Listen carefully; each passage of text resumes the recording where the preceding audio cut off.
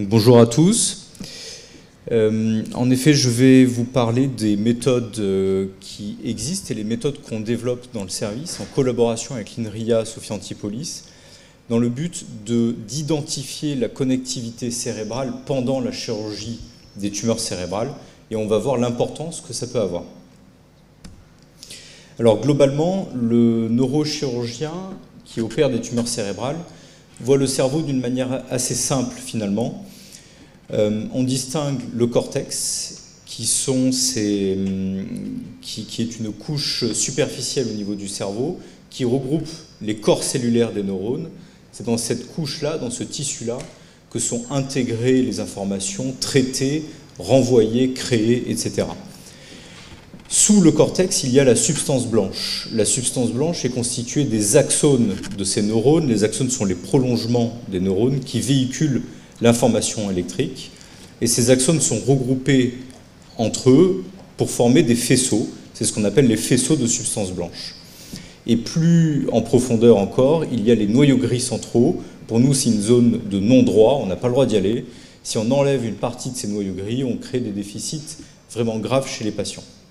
Donc globalement, le neurochirurgien qui enlève des tumeurs cérébrales doit considérer le cerveau d'une manière binaire, cortex d'un côté, substance blanche de l'autre. Alors le cortex, selon les derniers modèles, 180 aires corticales par hémisphère, donc 360 au niveau de l'encéphale, sont décrites avec des spécificités fonctionnelles, architecturales, histologiques, et des rapports des unes par rapport aux autres. Donc ça fait un paquet d'aires corticales fonctionnelles. Lorsqu'on demande à des mathématiciens de dessiner un cerveau, voici leur schéma. Alors ce n'est pas de l'art, hein, ce n'est pas un hasard, c'est le fruit de modélisation mathématique. Toutes les sphères que vous voyez au niveau toutes les sphères que l'on voit au niveau de la surface, là, sont les aires corticales, et ces sphères sont reliées les unes aux autres par des interactions qui permettent un fonctionnement synchrone de toutes ces aires corticales et une interaction en réseau. Et cette forme en réseau permet le fonctionnement cérébral normal. Or, qu'est-ce qui, sur le plan anatomique, relie les aires corticales entre elles? Ce sont les faisceaux d'association. Vous en avez un exemple ici. Avec un schéma ici au niveau du lobe frontal, les aires corticales sont schématisées dans des rectangles, reliées entre elles par des flèches qui sont les faisceaux, et c'est le fonctionnement simultané de tout cela qui permet au cerveau de fonctionner, encore une fois. Là, on a l'exemple d'un faisceau primordial dans le langage qu'on appelle l'IFOF, ce faisceau vert qui relie le pôle frontal ici au pôle occipital en arrière, donc qui traverse le cerveau d'avant en arrière. Il est très impliqué dans les aspects sémantiques de sens du langage. Même chose pour ce faisceau-là qui a une forme oblique quand on le regarde de face. Il relie les aires prémotrices en haut aux aires prémotrices un peu plus bas. Il est indispensable pour l'initiation et l'entretien du mouvement et de la parole. Mais comme vous le voyez, il y a une multitude d'autres faisceaux, tous ne sont pas représentés. Il y a des faisceaux qui relient un lobe à un autre, un lobe à des structures plus profondes comme les noyaux gris centraux, ou le cervelet, ou le cerveau directement à la moelle épinière pour permettre par exemple le mouvement ou la sensibilité. Alors, ces faisceaux-là, il est indispensable de les préserver, comme c'est déjà décrit depuis plus d'1 siècle, avec les anciens qui avaient décrit les syndromes de déconnexion, qui étaient une sorte de perturbation majeure du cerveau, en tout cas sur une fonction particulière, comme par exemple pour le langage, lorsque l'on coupe le faisceau arqué, on peut induire une aphasie de conduction, ou lorsqu'on déconnecte le lobe occipital qui est dévolu à la vision, on peut induire des agnosies visuelles, c'est-à-dire que le patient ne reconnaît plus ce qu'il voit, ce qu'il lit, les formes qu'il a en face de lui, alors qu'il n'a pas de problème visuel évident. À droite, on a un schéma de ce qui se passe lorsqu'on déconnecte une partie du cerveau. Les aires corticales sont représentées là, sont reliées entre elles par les faisceaux de substance blanche, et en dessous, on a une situation pathologique où le faisceau est lésé. Du coup, les aires corticales qui sont reliées par ce faisceau sont altérées et ne permettent plus de fonctionner. Donc on comprend aisément que lorsqu'on abîme un faisceau, on désorganise une bonne partie du cerveau, on désorganise plusieurs aires corticales en même temps. Donc c'est un paramètre à considérer, et à considérer de manière privilégiée lorsqu'on opère un patient qui a une tumeur cérébrale, comme par exemple ces patients qui ont un gliome, une tumeur cérébrale dans des zones très fonctionnelles, comme ici l'insula à gauche ou les régions sensorimotrices ici, ou dans les régions responsables de la parole par exemple, ou des patients qui ont des tumeurs profondes, comme cette métastase située dans la profondeur du lobe frontal, ou cette malformation vasculaire située dans les réseaux visuels et du langage. Donc il est indispensable de savoir où sont localisés les faisceaux pour pouvoir passer entre, les épargner une fois qu'on les a identifiés. Dans le but, bien sûr, de maintenir la qualité de vie de ces patients puisqu'on préserve leurs fonctions neurologiques. Mais pour préserver les fonctions neurologiques, il faut d'abord être capable d'identifier ces faisceaux au bloc opératoire. Et vous allez voir que ce n'est pas évident. Ça, c'est une photo d'un cerveau. Ici, la surface, et là, un petit peu plus en profondeur. Donc, on a ouvert les couches qui nous séparent du cerveau, la peau, l'os, que l'on va remettre ensuite, la méninge qui est ouverte, et on tombe sur le cortex, avec ses circonvolutions, ses sillons, ses vaisseaux, etc. Et comme vous le voyez, c'est tout blanc. Il n'y a pas de distinction, il n'y a pas d'indication, il n'y a pas de flèche ou d'étiquette qui nous disent attention, là c'est un cortex moteur, un cortex sensitif ou visuel ou quoi que ce soit. Même chose dans la substance blanche. Lorsqu'on a traversé le cortex, on tombe dans la substance blanche, et c'est là l'intérêt. On ne voit pas, on ne distingue pas les faisceaux, il n'y a aucune indication pour nous dire là il y a le faisceau que l'on a vu tout à l'heure. Donc comment faire ? On dispose de certains outils déjà, notamment la chirurgie éveillée, avec la stimulation électrique bipolaire, qui est une méthode que l'on maîtrise dans le centre depuis une vingtaine d'années maintenant. On va voir, je vais vous expliquer en détail ce que c'est, mais l'idée est de se servir de ce courant électrique bipolaire de faible intensité pour stimuler une zone du cerveau de manière transitoire. Ce que l'on stimule revient à la normale dès qu'on arrête de stimuler. Ceci nous permet d'identifier avec beaucoup de confiance les aires corticales fonctionnelles et les faisceaux d'association. Il existe d'autres moyens d'identifier ces faisceaux de substances blanches, notamment la tractographie. La tractographie, c'est une méthode qui consiste à traiter des IRM particulières, des IRM de diffusion. C'est ce que l'on appelle la dissection in vivo ou dissection virtuelle. On retrace les faisceaux à partir des données de cette IRM. Seulement, il y a pas mal d'écueils à cette méthode, notamment on ne sait pas si ce que l'on voit, si les faisceaux qui sont tractés sont fiables. Est-ce qu'ils correspondent à la réalité? Ne sont-ils pas un peu trop gros, un peu trop petits? Est-ce que les terminaisons de ces faisceaux sont bien là? On ne sait pas encore. C'est très utilisé en recherche, mais en clinique, on ne peut pas se baser là-dessus pour opérer les patients. Il existe également l'électrocorticographie qui consiste à réaliser des enregistrements électriques du cerveau en positionnant directement sur le cortex des électrodes. Ces électrodes captent l'activité électrique du cerveau et nous avons pris le parti dans l'équipe de coupler cette méthode d'enregistrement avec la méthode de stimulation qu'on utilise en chirurgie éveillée, la stimulation bipolaire, pour capter l'influx électrique que l'on a délivré au travers de l'électrode. L'idée étant que probablement cet influx électrique est véhiculé le long des faisceaux, mais on n'en est pas sûr, c'est à l'état de recherche. Voici la chirurgie éveillée telle que nous la pratiquons dans notre centre. Le patient est allongé sur le côté avec un bras libre pour pouvoir faire les tâches, écriture, désignation, etc. Les yeux là sont masqués, mais la vision est nette, claire, et le patient voit en face l'orthophoniste, qui est chez nous Charlotte Fernandez, qui examine les patients, qui est rodée à cet exercice, qui est spécialisée dans la chirurgie éveillée. Charlotte fait passer des tâches de langage, des tâches cognitives, sait examiner les patients sur le plan moteur, sensitif, etc., en temps réel, au bloc opératoire, pendant que nous, chirurgiens, sommes de l'autre côté du champ, comme on le voit ici, et nous stimulons avec le courant bipolaire la surface du patient et puis la profondeur, la surface du cerveau du patient, avec un courant de faible intensité. Donc comme je vous le disais tout à l'heure, lorsqu'on stimule par exemple une zone motrice, on induit un mouvement, comme on le voit là, un mouvement incontrôlé, ici de flexion de l'avant-bras sur le bras, et lorsqu'on arrête la stimulation, le bras revient tout à fait à la normale. Mais on peut stimuler beaucoup d'autres structures cérébrales qui induisent des problèmes de langage, des problèmes visuels, sensitifs, etc. Ce qui nous permet à terme d'avoir une cartographie cérébrale. Alors ici, on a une photo du cortex et là, sous le cortex, dans la substance blanche des faisceaux. Les étiquettes que l'on a posées là sont simplement posées sur le cerveau à titre indicatif. Ce sont des zones qui ont été responsables d'une fonction pendant les tests.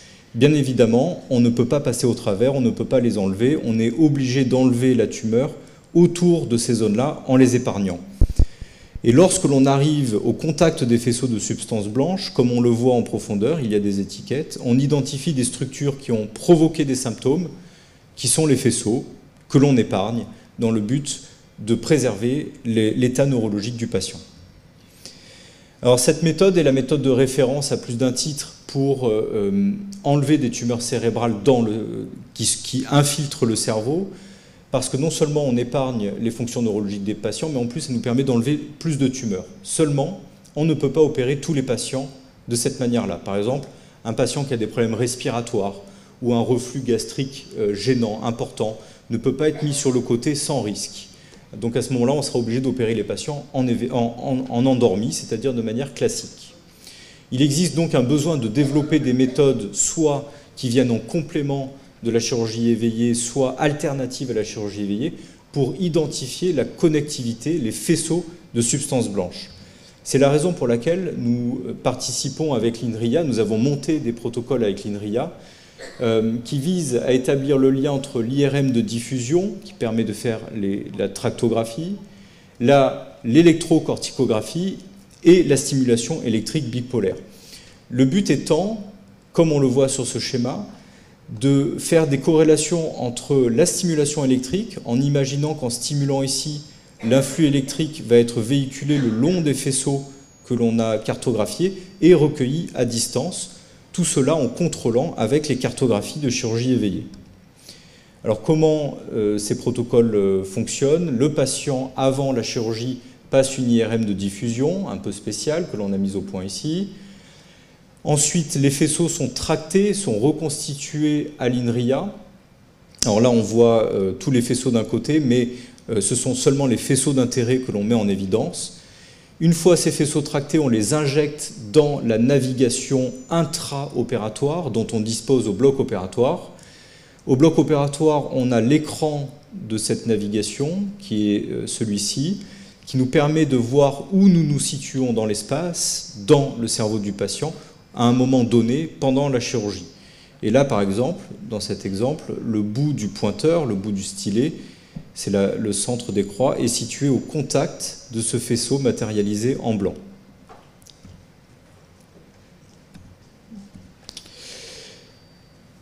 Le patient est ensuite opéré, on réalise la cartographie cérébrale pendant la phase éveillée, et une fois le patient rendormi, sa tumeur enlevée, nous faisons les enregistrements électriques en disposant les électrodes sur le cortex et en stimulant le cortex et la substance blanche de manière répétée. Et à ce moment-là, on enregistre l'électrocorticographie. On vérifie où nous sommes situés grâce à la neuronavigation. On fait des captures d'écran. Par exemple, ici, on a fait une capture d'écran en mettant le pointeur au fond de la cavité, ce qui correspond au contact du faisceau. Et là, nous avons un exemple de stimulation pendant la phase de test. On stimule pendant 5 secondes le fond de la cavité. S11 numéro 2. On le fait 2 fois. Top. Une fois cette phase terminée, on ferme toutes les couches du patient et les données électriques recueillies sont ensuite analysées au laboratoire à l'INRIA. On est incapable pour le moment d'analyser ces données en temps réel au bloc opératoire. Ces données-là, donc, qui sont indéchiffrables telles quelles, sont ensuite analysées par un script mis au point par l'INRIA qui permet d'identifier cette onde-là, l'onde N1, qui est l'onde d'intérêt, qui est la plus fiable pour identifier le potentiel évoqué que l'on a provoqué avec la stimulation électrique. Voici un exemple de résultat. En haut, nous avons la photo pendant l'intervention et ici, c'est le schéma de positionnement des électrodes. Ici, nous avons l'électrode de 6 plots qui correspond à celle-ci, et là, l'électrode de 2 fois 4 plots qui correspond à celle-ci. Là, tout au centre, c'est la cavité opératoire. Nous avons stimulé au fond de la cavité opératoire, dans une zone qui a provoqué des problèmes de langage. Donc on est sûr d'être au contact d'un faisceau, et nous avons recueilli cette onde N1 sur les électrodes après stimulation. Et comme on le voit ici, alors l'onde est négative, elle est vers le bas.